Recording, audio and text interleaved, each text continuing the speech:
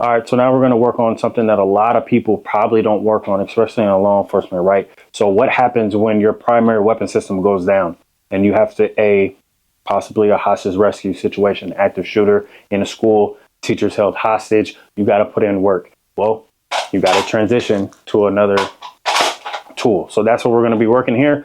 The rifle is not going to work, and then I'm going to have to fix the issue, transition, and figure out the problem.